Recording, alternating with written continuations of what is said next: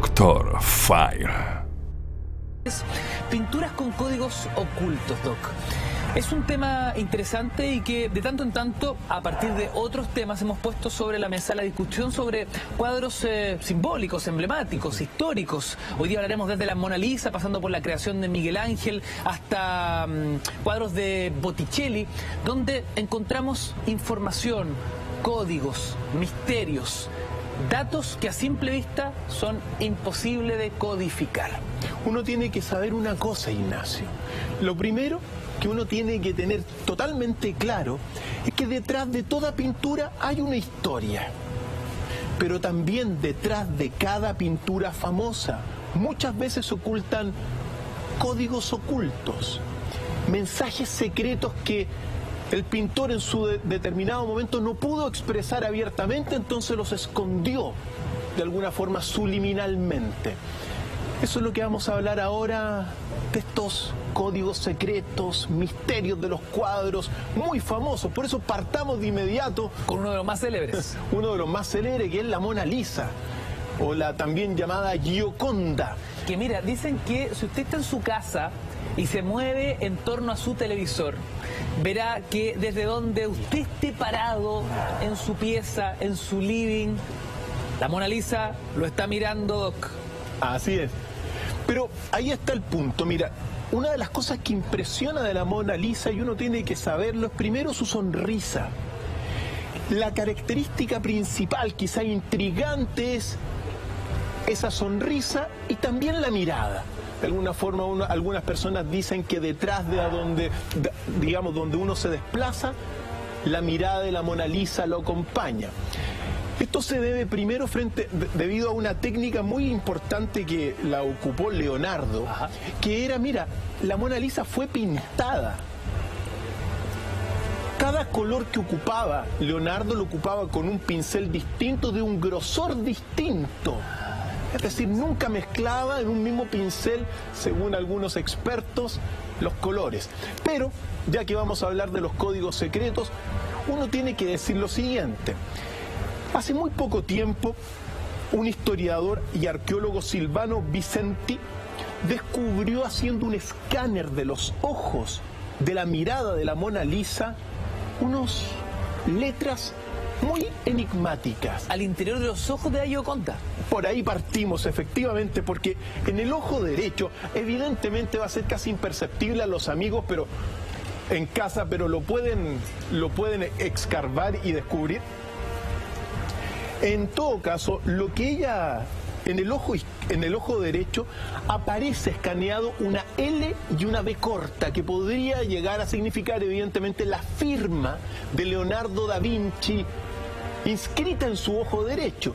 Y en el ojo izquierdo estaría una C y una B, ¿ya?, que eventualmente podría referirse a la modelo original del cuadro de la Mona Lisa. Ahora, uno sabe oficialmente que la Mona Lisa era la esposa de Francesco Bartolomé Giocondo, que se llamaba Lisa.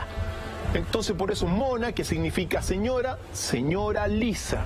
Entonces, el primer código oculto, recientemente descubierto, es de alguna forma, la firma de Leonardo. Y también, si uno se da cuenta, señor director, aquí, en el puente que aparece acá, si todo esto es así, este mismo arqueólogo e historiador Silvano Vicenti descubrió un número que es aparentemente el 14-9. 14-9. El 14-9. Inscrito en el puente que forma parte del paisaje justo detrás del retrato de la Mona Lisa. Y que está ahí apuntado hacia la derecha, abajo de la pantalla. Bueno, eso podría referirse un poco a la época del 1490, un poco final, donde Leonardo pinta la Mona Lisa. Por lo tanto, al menos son aspectos relevantes de este cuadro. Leonardo queriendo dejar su huella marcada y alguna referencia en el tiempo. También hay una visión especular de este cuadro que es tremendamente enigmática, pero hay otro cuadro también muy importante, Ignacio, para ir pasando porque el tiempo nos apremia y queremos pasar, que es precisamente la creación de Miguel Ángel. Qué lindo, Doc. Ahora, cuando tuve oportunidad de viajar a Roma, en el Vaticano, en la Capilla Sixtina, parte de la creación es esta imagen que, bueno, es impresionante poder verla ahí en vivo y en directo, Doc. Es impactante, Ignacio. Pues bien, mira, en 1990, Frank Lynn Meschberger, que es un investigador de Indiana, Estados Unidos, al observar el cuadro de la creación de Miguel Ángel, percibió que en realidad, al menos la figura de Dios estaría reflejando el cerebro humano, que es prácticamente lo que estamos viendo en pantalla. Esto dio, al menos, ¿por qué? Porque tanto Leonardo como Miguel Ángel, al estar cercano a la iglesia de aquel tiempo, tuvieron la posibilidad de hacer disecciones y conocer muy bien el interior del cuerpo humano. Y entendiendo, y como lo hemos estudiado aquí en este programa, Leonardo da Vinci era mucho más que un pintor. Mucho más que un pintor, y Miguel Ángel también, los dos. Ambos. Para trabajar, imagínate, en el Vaticano en aquel tiempo, 1500, increíble. Entonces, lo que está superpuesto estaría, digamos, se habría inspirado en un cerebro humano, Miguel Ángel, para pintar la creación y en este sentido dar una imagen que pretendía transmitir una idea de que la religión es posible que haya sido producto de la mente. Recordemos, Ignacio, que son autores renacentistas en ese sentido, con una visión nueva del ser humano. Estas son apreciaciones evidentemente, al menos en este caso, subjetivas. Es posible que se haya inspirado Miguel Ángel en un cerebro humano para pintar la figura de la creación de Dios. Y Adán, es posible. Lo cierto también es que, bueno, de ahí comienzan las interpretaciones, porque uno puede llegar y decir, bueno, quizá Miguel Ángel lo que quería expresar era que en realidad, bueno, hay una gran mente pensante, que es una substancia que de alguna forma le da una chispa de un despertar al ser humano. Al ser humano.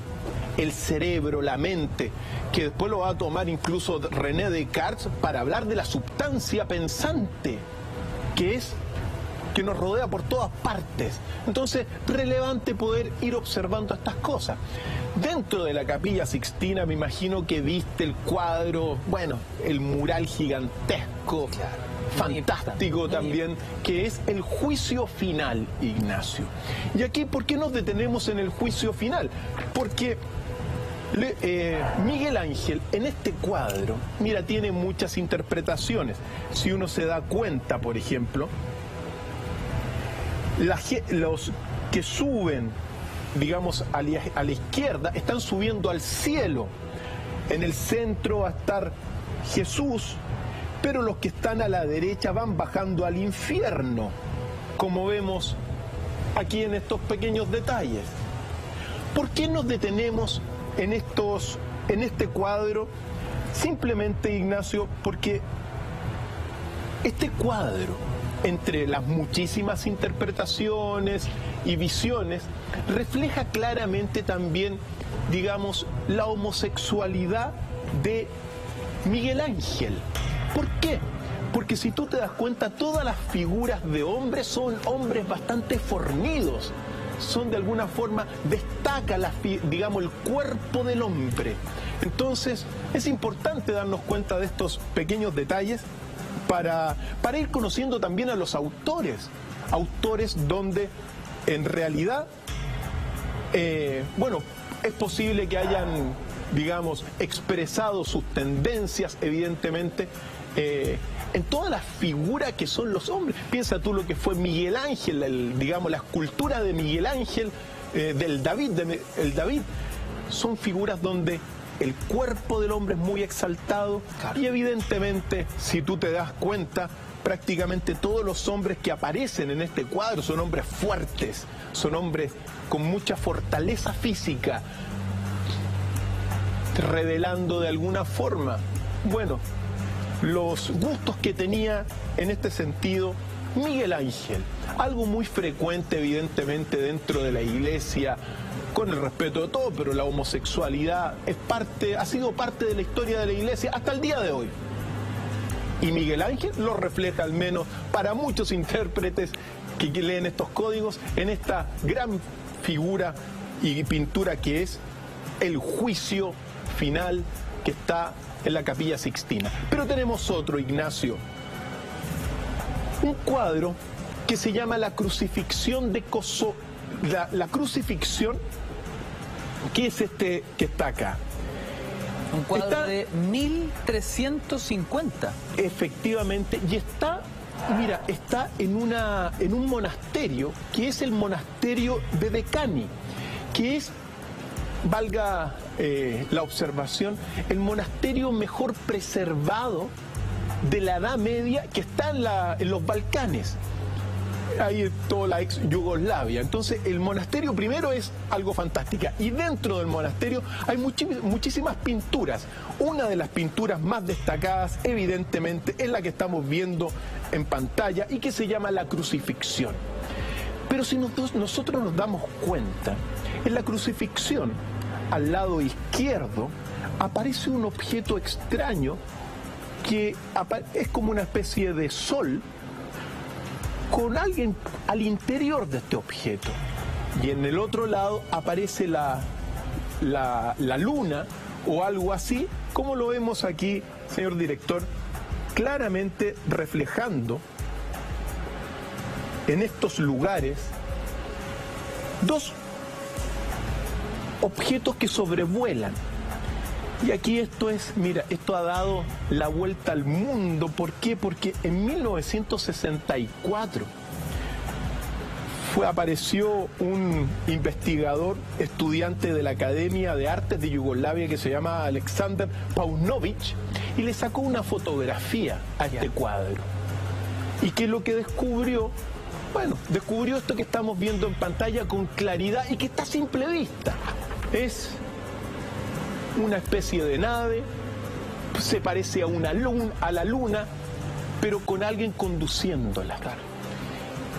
Con el paso de los años, 3 años después, esta investigación pasó a la revista Sputnik, que es muy famosa en su momento dado, una especie de Reader Digest del Oriente ya de europeo, y que fue la base para hablar, o al menos uno de los antecedentes para hablar y darle sustento a la teoría de los alienígenas ancestrales. Es decir, que en épocas antiguas visitaron la Tierra en barcos volantes o en naves seres del espacio. Entonces, esto ha dado la vuelta al mundo, evidentemente. Increíble, porque efectivamente parece una nave eso. Parece una nave, pero también uno tiene que decir cuál es la interpretación oficial, evidentemente.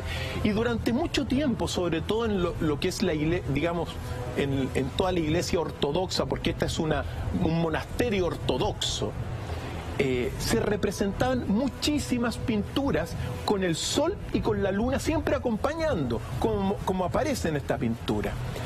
Entonces, en realidad, es simplemente para muchos el sol representado, bueno, con un hombre al interior, y la luna representado con un otro ser en el interior.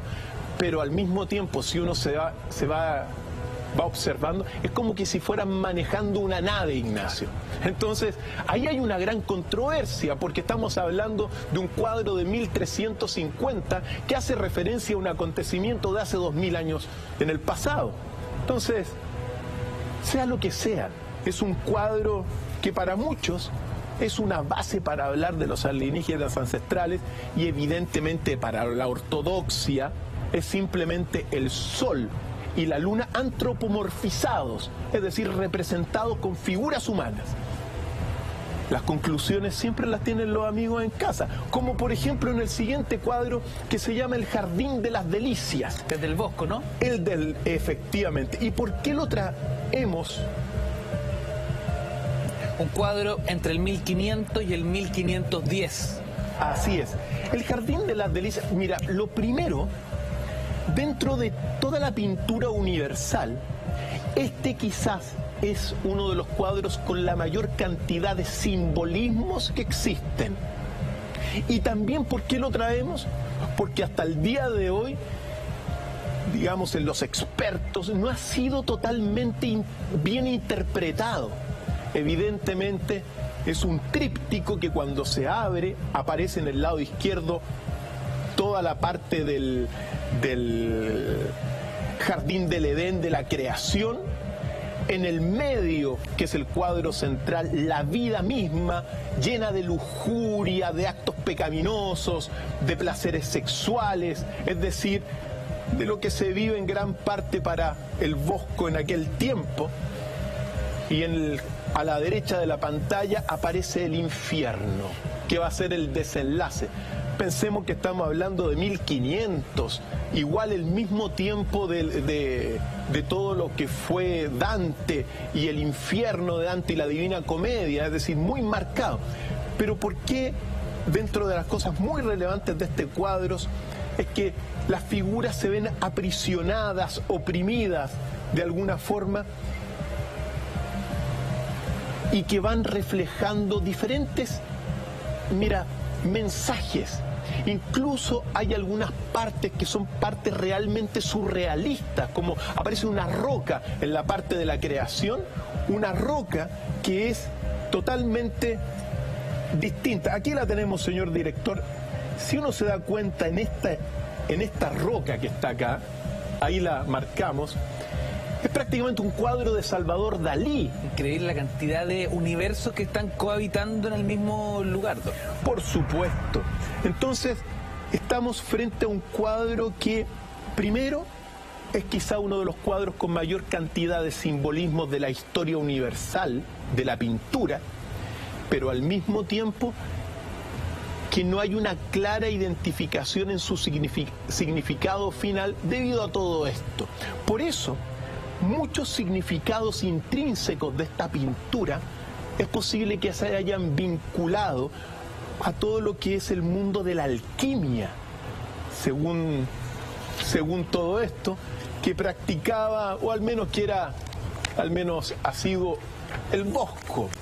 Así que son cuadros realmente significativos, los ponemos en pantalla para que la gente los conozca primero, los otros los disfruten más los que los conocen. A mí yo tuve la posibilidad de verlo, muchos de estos cuadros directamente. Esto está en el Museo del Prado. La monarquía española valora muchos estos cuadros y, como te digo, es quizá que haya sido un mensaje alquímico del Bosco. Pero pasemos al siguiente, si quieres, Ignacio. Detrás de cada cuadro, una historia. Aquí tenemos la disputa de la Eucaristía, de Ventura Salimbeni. Este cuadro, que está fechado en torno de 1600, tenemos que detenernos acá. ¿Por qué? Porque lo que aparece en este cuadro, primero, si uno se da cuenta, aparece acá el Papa Clemente VIII, ¿ok? Que ahí lo marqué. Este es el Papa Clemente VIII, los otros son cardenales. Este es un cuadro que está, dentro de las pinturas de la biblioteca de la Capilla Sixtina, Ignacio, y pintado por este famoso Ventura Salimbeni. Y el Papa, el que está ahí mirando hacia arriba. Es que está mirando hacia arriba. Este cuadro se lo mandó a pintar el Papa Sixto V a Salimbeni. Pero fijémonos bien, ¿por qué? Porque aquí aparece Clemente VIII, y frente a Clemente VIII, si uno se da cuenta, hay una paloma, una forma de una especie de paloma transparente que significa el Espíritu Santo. Y evidentemente cuando uno mira hacia arriba, Ignacio, y ve a Jesús por un lado, ¿no verdad? Y a Dios por el otro lado, aparentemente, el Dios Padre, lo significativo y a donde nos tenemos que centrar realmente es en esta figura esférica, que es realmente uno de los enigmas que vamos a conversar. Aquí aparece Jesús Sí. Aquí aparece, según el pintor, Dios Padre, pero lo significativo, ojo, aquí está otra paloma. Ajá. Una suerte ese del ¿Y qué el Espíritu es Santo. esto, Ignacio? ¿Qué es esta esfera? En la pregunta del millón. Doc, usted me va a disculpar, pero ese parece un mundo con unas antenas. Esas antenas da la sensación como de algún aparato tecnológico que para la época era totalmente inexistente. Efectivamente, es una pintura misteriosa porque se dice que esta esfera, en términos de lo oficial, representa la creación del mundo. Ya. Pero, y esto representa el mundo de alguna forma. Aquí el sol, por decirlo así, y aquí la luna. Pero ¿por qué tienen estas antenas? Cosas muy extrañas. Muy raro. Muy raro. Entonces, esto ha dado pie también para la interpretación asociada a todo lo que son también los alienígenas Y ancestrales. claro, Doc, uno diría, a ver, podrían ser una suerte como de bastones, pero en la forma en que los personajes toman estas varillas no tendría relación. ¿Y por qué cuál es la relación de estas antenas? Porque aquí viene la interpretación, al menos la que se está haciendo últimamente, que es, mira, se parece a todo lo que es el satélite Sputnik de la Unión Soviética. No, que aquí me dejó loco. Que este es lo que aparece, entonces, o también podría tratarse del satélite Vanguard 2 o el Sputnik. Entonces, ¿qué estamos hablando? Me acordé de Gazú, Doc. ¿Se acuerda de Gazú? Sí, pues. De los Picapiedras. Efectivamente, viajes en el tiempo, manejo. Por lo tanto, este globo que estamos hablando debajo de en la biblioteca de la Capilla Sixtina aparece muy extraño, porque se dice la disputa de la Eucaristía, pero bueno, ¿qué es este globo? Y si nos fijamos un poco más, aquí hay, para esta interpretación de que puede ser un satélite en realidad, para muchos, al costado, abajo, a la izquierda de la esfera, hay una especie de círculo que podría llegar a ser el lente de una cámara o el lente para transmitir algo. De ahí que, de aquí, si nosotros nos vemos bien, podría estar apuntando un mensaje hacia allá. Por eso muchos hablan de una retransmisión de un mensaje divino, que es la paloma que está en los cielos superiores, con Dios, con Jesús. Y que se va abajo en la cabeza del Papa. Y que se transmite o se transmitiría a partir de este mundo, o de esta esfera, o de este satélite, hacia la cabeza del Papa Clemente VIII. Qué notable, Doc. Por eso muchos hablan de una retransmisión, y que esto es en realidad un satélite, pero son parte de estas pinturas extrañas, porque Ahora, si claro, uno... en esta lectura especulativa uno dice, parece ser un artefacto tecnológico. Yo sin saber nada, Doc, cuando usted me preguntó, yo dije, esto parece una antena. Cuando uno ve la fotografía del Sputnik, es increíble la similitud entre ambas imágenes. Ahí está. Ahí está. Entonces son evidentemente las visiones tradicionales no lo aceptan, esto dicen que es el mundo, pero es tan extraño las antenas, ¿por qué la están tomando?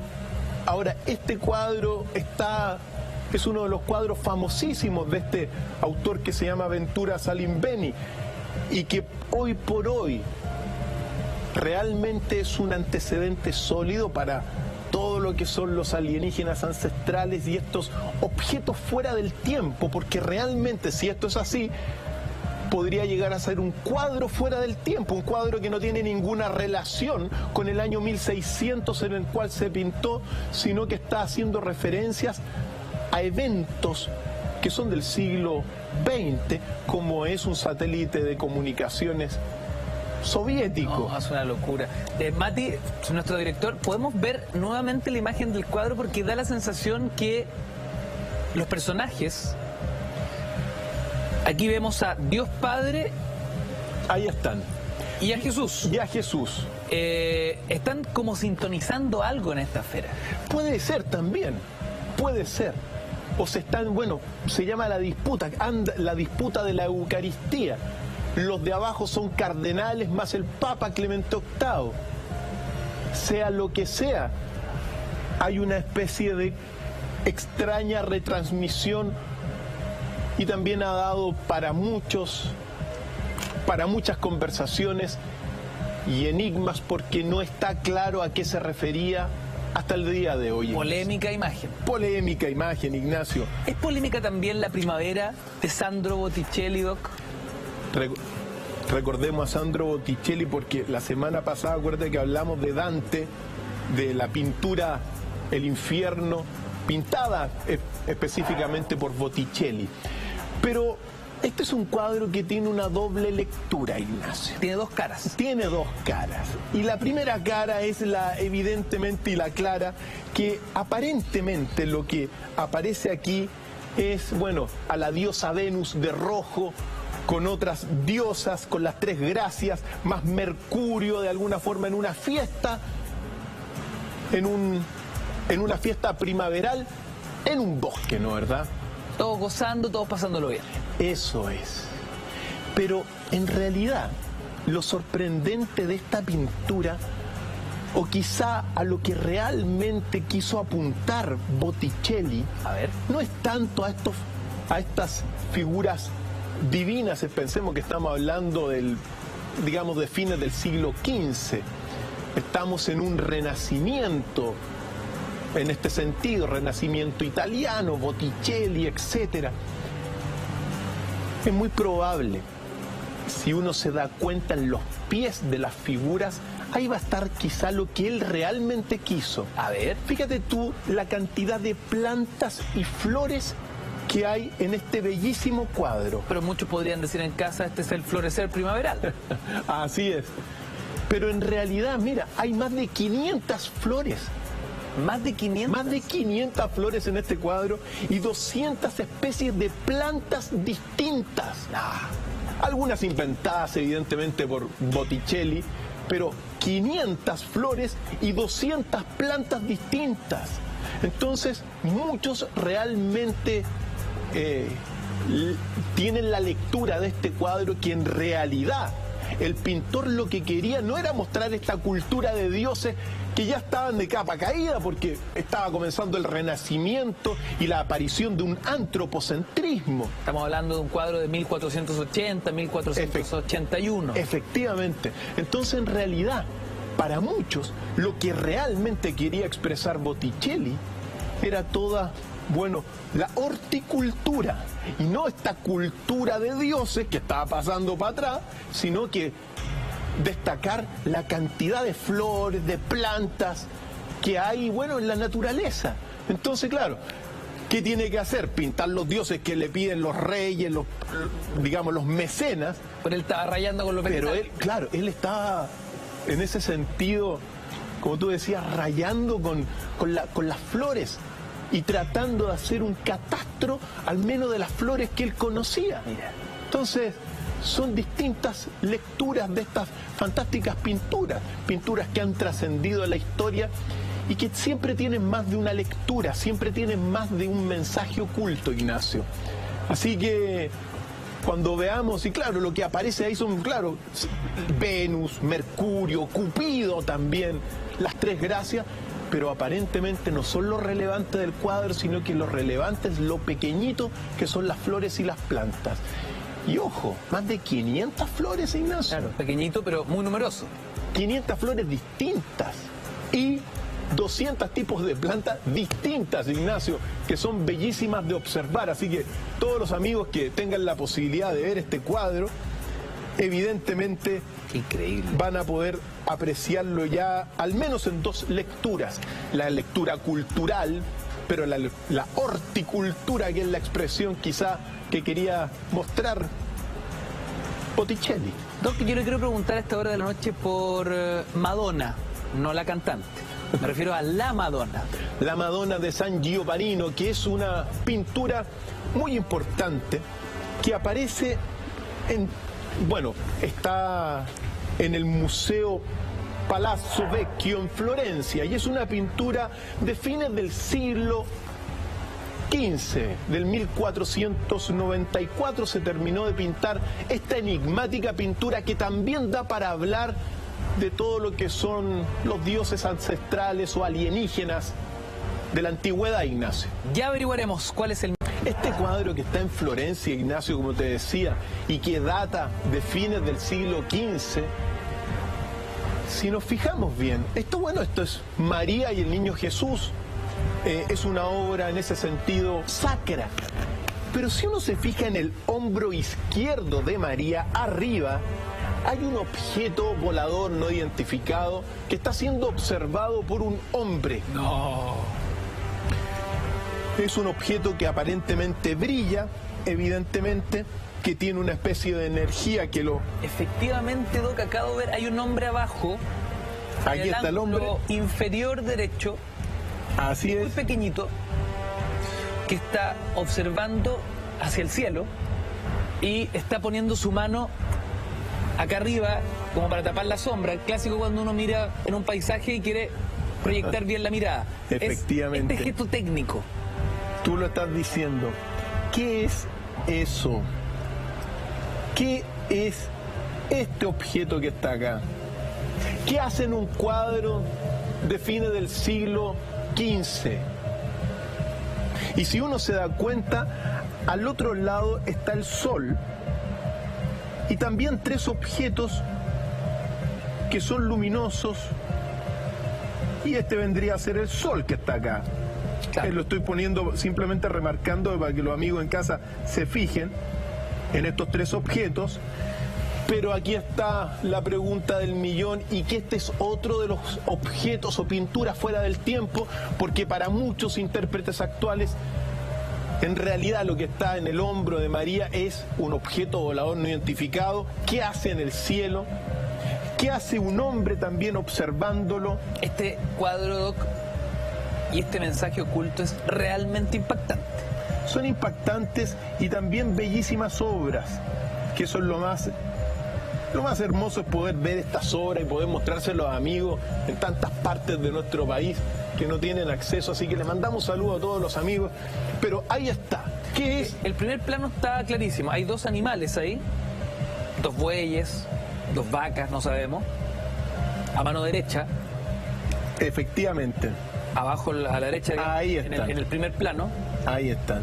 A la misma altura de la Virgen, el niño y el ángel. Así es. Pero ese segundo plano es muy misterioso. Es misterioso, Ignacio. Es como otro cuadro lo que está atrás. Es otro cuadro, y como te digo, no tiene nada que hacer un cuadro que hace una referencia, a 2000 años en el pasado con lo que estamos observando.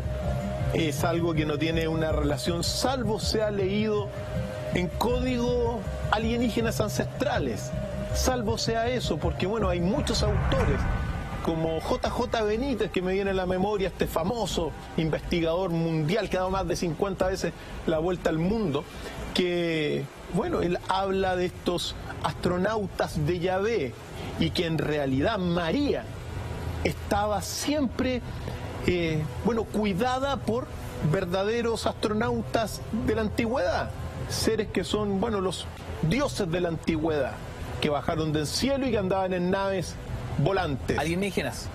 Alienígenas ancestrales o dioses de la antigüedad. Seres de otros planetas. Es posible. Y que se le llamaban dioses.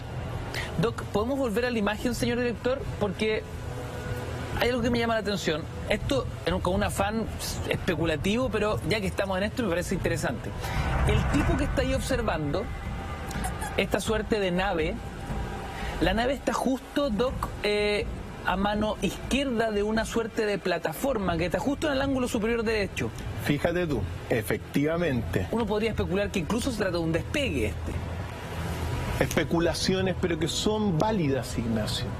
Porque en realidad, al menos en este caso, a diferencia de los otros que hemos visto que se asocian con esta temática, Esto es un objeto que, o sea, mira, hay un hombre que claramente está observando esto en el cielo. Y no es ni una estrella, porque la estrella, al menos como vemos, está al otro lado. Claro, el Sol está El Sol, en el otro ángulo. efectivamente, y con 3 estrellas también rodeando el Sol, que es bastante extraño también. Pero esto, Y tampoco podría ser una representación de la Luna, así como lo habíamos visto en la explicación oficial de otro cuadro. es difícil, porque también si uno hace digamos, se acerca a este objeto, no se parece a la Luna, al menos.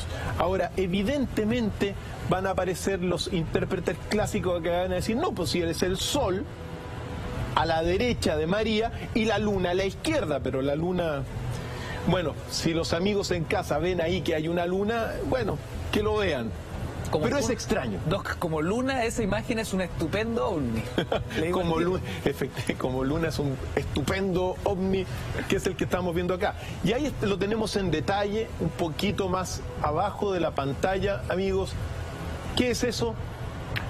La respuesta la tienen en casa, pero son pinturas que de alguna forma permiten leer esto en código, digamos, astronautas ancestrales, dioses de la antigüedad, alienígenas ancestrales, como le quieran llamar, los astronautas de Yahvé, etcétera. Son cuadros fuera del tiempo realmente. Doc, ¿qué podemos contarle a nuestros amigos en casa sobre un retrato de un pequeño Mozart, también con imágenes ocultas?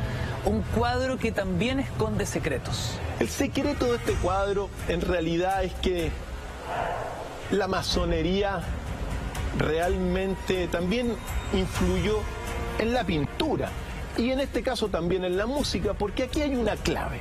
Y la clave es simplemente la mano izquierda de Mozart, que es esta de acá. ¿Ok? Mirémosla bien, amigos, porque eso vendría a ser un símbolo de que Mozart era masón. Así de simple. Así que cuando uno vea este pequeño detalle que estamos viendo, Mira, ese gesto técnico, es masonería. mira. Así que Wolfgang Amadeus Mozart era masón. aparentemente, según este cuadro, un cuadro que es anónimo, pero que se está en principio atribuido a Antonio Lorenzoni. Y no se sabe en realidad quién lo pintó, pero si todo esto se hace... Bueno, este código es bien conocido en realidad dentro de la masonería, o sea, cuando incluso Napoleón también tiene la mano Sí, la clásica imagen de Napoleón, Claro. con el brazo escondido. Así que O con la mano más bien. es que escondida. lo sorprendente aquí es que, bueno, Mozart también habría estado influido en su vida también por la masonería. Pequeños detalles que salen a la luz a partir de estos cuadros que son enigmáticos. Y ahora, la influencia de la masonería, pero sí, ahí tenemos para hablar un año entero, pues, Ignacio. Por eso, sigamos avanzando, Ignacio. Tenemos otro cuadro que es muy famoso porque se llama La joven de la perla. 1665. Y La joven de la perla, dio origen e inspiración de una película que se llama La joven de la perla, que fue muy vista hace unos años en nuestro país y en el mundo entero. ¿Y la película abordaba los secretos en torno al personaje?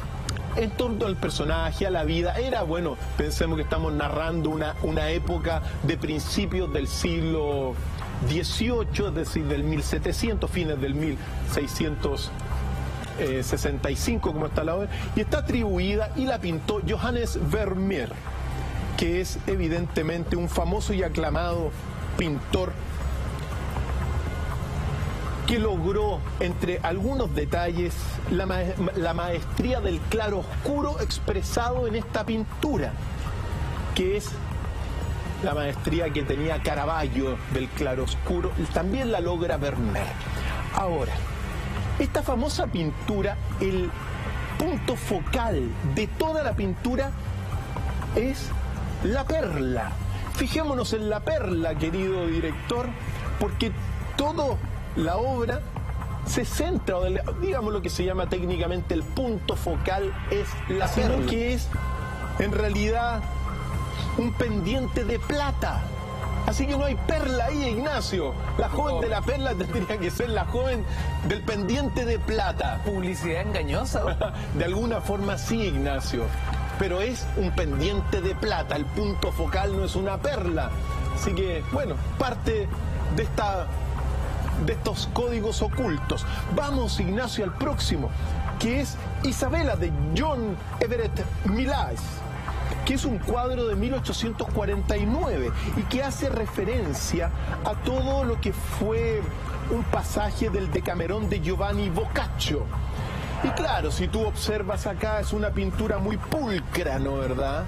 Es una pintura muy seria, donde aparecen algunos jóvenes, por ejemplo, a la izquierda, mirando, fijémonos bien, estos jóvenes, atentos en esta mujer, que es muy bella, este otro hombre mirando y atendiendo a la mujer, ¿no verdad? Pero mira lo que esconde de alguna forma este cuadro, porque dentro de toda esta como pulcritud, el autor John Everett Millais lo que también quería expresar subliminalmente era la excitación sexual, particularmente a partir de esta joven, digamos. Y si uno se da cuenta, Ignacio, ¿dónde están los elementos de esta, digamos, atracción sexual que la expresa solapadamente? Lo primero es la pierna. Fijémonos bien. A ver. Esta pierna derecha hacia la mujer, ¿no verdad? Primer elemento muy importante. Pero si uno se da cuenta en detalle, por ejemplo, queridos amigos, acá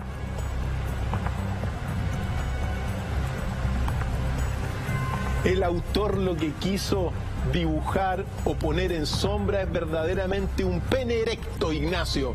Ah, bueno. O sea, en el fondo aquí vemos una propuesta fálica de la... Una sombra claramente fálica y también que hace referencia a un acto sexual. Entonces, claro, está cubierto por un lado el pie, la pierna entera, y lo otro, si nos damos cuenta, a partir de esta figura. Ahora, son las formas que tienen estos autores de ir expresando las cosas que no se pueden mostrar tan abiertamente, pero la sombra para muchos esto es claramente una atracción, digamos, sexual, una imagen de una pintura muy erótica, Ignacio. Claro, porque uno a primera vista ve que esa es la sombra de los brazos, la sombra del codo y los brazos levantados de este personaje. Pero por otro lado está esta segunda lectura, esta segunda mirada. Efectivamente. La mujer que a todo esto está acariciando un perro. Todos están El resto de los comensales están en lo suyo. Pero efectivamente hay un hombre atrás, que fue el primero que nos mostró Doc, que está mirándola. Claro, estos dos hombres están pendientes de ella. Están pendientes de ella, es decir, hay al menos el otro no está 4. Doc no está mirando la copa. Está con la copa levantada en son de, como haciendo un saludo o algo. Efectivamente. Pero está mirando a esa mujer. Y aquí, es decir, todos pendientes de ella. Y claro, tocando un cascanueces, el cascanueces también vendría a ser otro símbolo, digamos, un símbolo que hace referencia a un acto sexual, a partir de estos pequeños detalles que a simple vista uno no los ve, pero que los pintores tenían que hacer estas cosas y expresar esto de alguna forma subliminalmente, Ignacio. Mensajes que hoy día podemos observarlos con mayor claridad. Fantástico. Además que los cuadros bellísimos, Ignacio. Por eso vamos al próximo. ¿Qué mensajes subliminales hay en Los Amantes, Doc? Los Amantes de Magritte. 1928. De René Magritte. Esto es, mira, se le ha tratado de buscar muchas interpretaciones, pero ¿por qué lo trajimos? Porque lo que realmente apunta al menos vendría a interpretar este autor, es la ceguera del amor. Los enamorados no ven a nadie alrededor, tampoco nosotros podemos ver sus verdaderos rostros, los amantes de alguna forma representan un misterio, el misterio de la ceguera del amor, Ignacio, que se acercan a veces sin conocerse, y que eso es propio ya, según Magritte, de que es un pintor surrealista, evidentemente, de todo el siglo XX, donde se da, bueno, quizá un amor sin ninguna referencia, pasiones escondidas, ocultas, pero que de alguna forma expresan una ceguera que va a ir dando paso para muchos en una debacle, por ejemplo, de las relaciones de pareja. Por lo tanto, es bastante importante. Recordemos que la pintura en el siglo XX aparece en todo lo que son las vanguardias, el surrealismo, el expresionismo, y que en realidad los autores del siglo XX lo que hacen es filtrar la realidad a partir de sus subjetividades. Y por eso aparecen estos cuadros. René Magritte representando de alguna forma la ceguera del amor del siglo XX, Ignacio.